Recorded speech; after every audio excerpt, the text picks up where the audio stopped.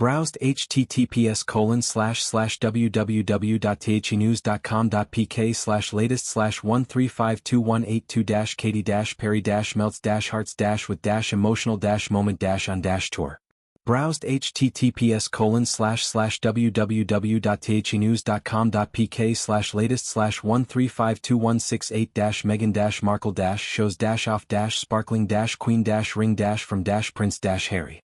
Browsed https://www.pete-davidson-makes-significant-move-after-x-kim-kardashian-spark-debate. Article 1.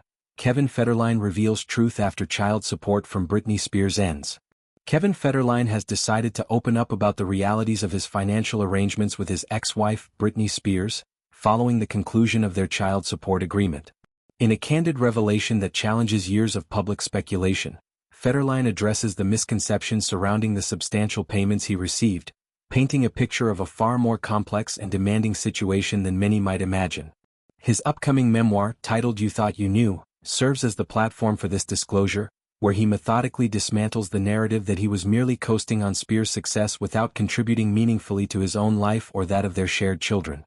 The couple, once the epitome of pop culture romance turned tabloid frenzy, share two sons.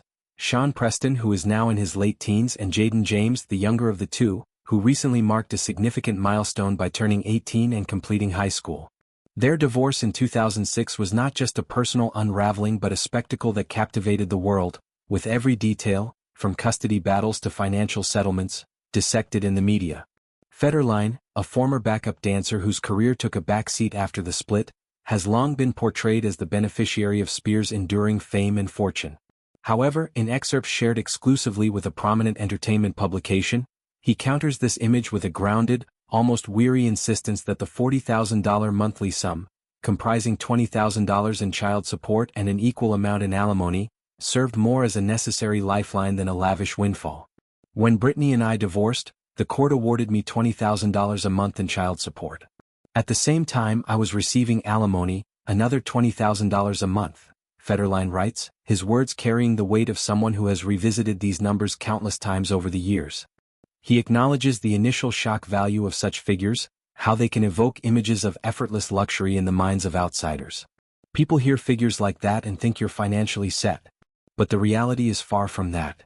This sentiment echoes a broader truth about celebrity divorces, where astronomical sums are often reduced to punchlines, ignoring the intricate web of expenses that accompany high-profile parenting. For Federline, the money wasn't a ticket to idleness. It was earmarked for the relentless demands of raising two boys in the unforgiving glare of Los Angeles, a city synonymous with extravagance and expectation. At 47, Federline reflects on the invisible costs that eroded those payments almost instantaneously. Security, he emphasizes, was non-negotiable.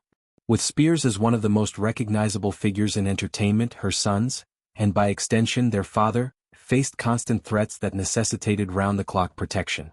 Private security details, armored vehicles, and surveillance systems weren't optional perks.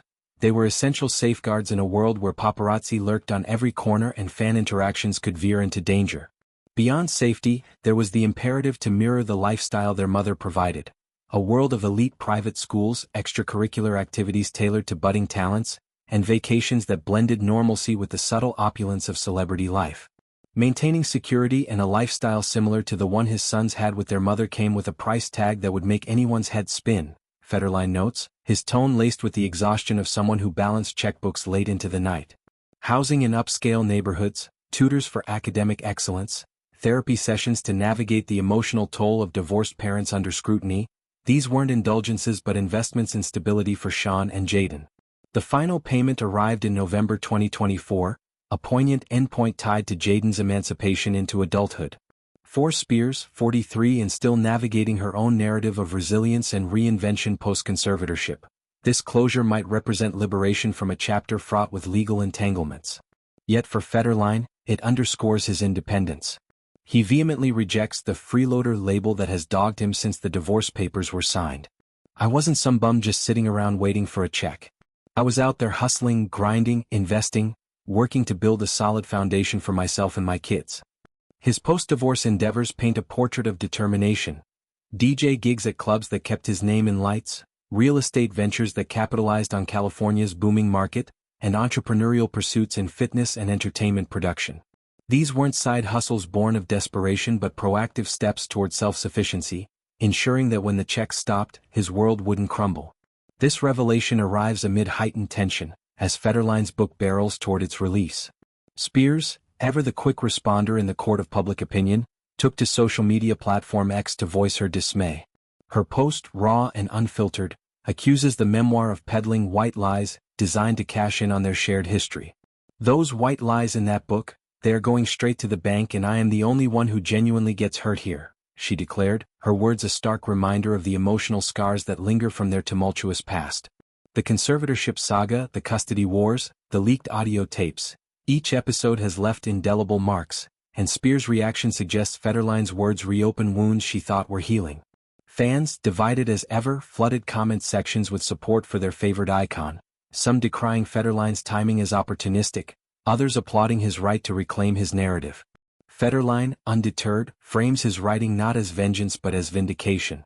"Money's not the root of the memoir," he asserts, positioning it as a therapeutic excavation rather than a tell-all cash grab. He draws a parallel to Spears' own memoir, a bestseller that delved into her traumas with unflinching honesty. If she has the right to tell her story, why don't I?